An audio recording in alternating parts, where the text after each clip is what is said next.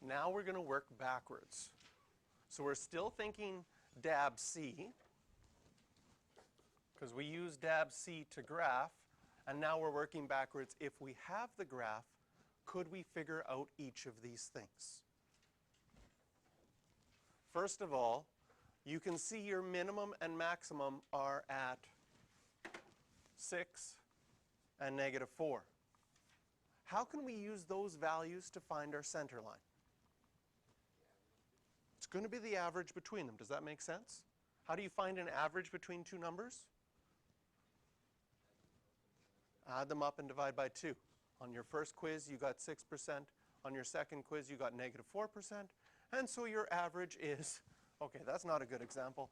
But yes, add them up, get 2, divide by 2. We get y equals 1. So our d value will equal 1. Once you have your d value, how do you find your amplitude? Amplitude is from the center line to your maximum. What distance is that?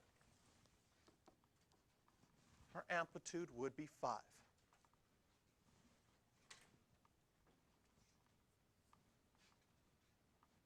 Calculate the period. In order to calculate the period, we need to choose a starting point and an ending point that is the same place. For example, I could pick a minimum. If I choose this minimum, that minimum would be 1 period. If I count, it goes 1, 2, 3, 4, 5, 6, 7, 8 squares.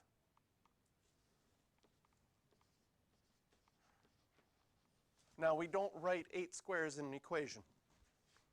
How much is 1 square?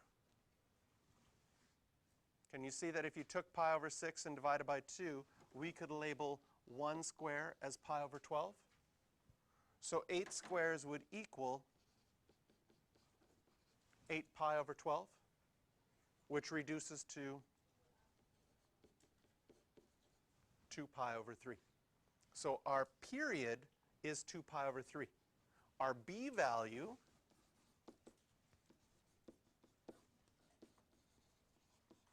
is always 2 pi over our period. Okay, that's our formula. We remember we had 2 of these formulas. We had our period formula is 2 pi over our b value, and our b value is 2 pi over our period. If I use the b value one, then I would get 2 pi divided by 2 pi over 3. How do you divide by a fraction? You multiply by the reciprocal. And so the 2 pi's nicely cancel out, and we find out that our b value is 3. Can you see sometimes you can use observation and the other formula to figure it out? Our period was 2 pi over 3. Our period formula is 2 pi over b. If our period is 2 pi over 3 and the formula is 2 pi over b, can you see from observation that b would have to be 3? So sometimes you can use either one of those formulas to figure out your b value. But your b value in the DAB-C is probably the most difficult one to find. Not hard, but it's the most work. Okay? Now, finally, we didn't have to draw the dash part because the final graph was given. Finally, we have to find out our c value. Now, this question says they want it written in terms of sine x. Where does a sine graph start? At the center line, moving up. Where do we have that? Right here. That's a shift of 1, 2, 3 boxes to the right. Each box is pi over 12. 3 boxes to the right would be 3 pi over 12, or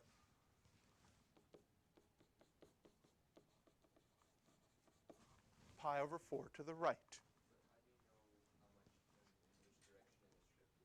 You don't. In other words, if you had decided to use this one, you would get it right. If you decided to use a different one, because the question just says write an equation, and there's an actual infinite amount of right answers. You could shift it. What would be crazy? 123 boxes to the right. That would still be, no, that wouldn't be right. Well, it might be. Who knows? It could possibly be right. So, now that we've got our DAB-C written out, writing the equation is easy. Y, wow. Let's go with blue. Y equals, our amplitude we figured out was 5. Sine, our B value is 3 in factored form. Shift of pi over 4 to the right. And then finally, our D value was plus 1.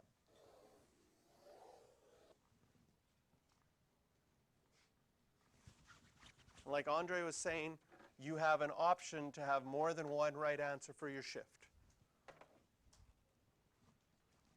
Multiple answers are possible.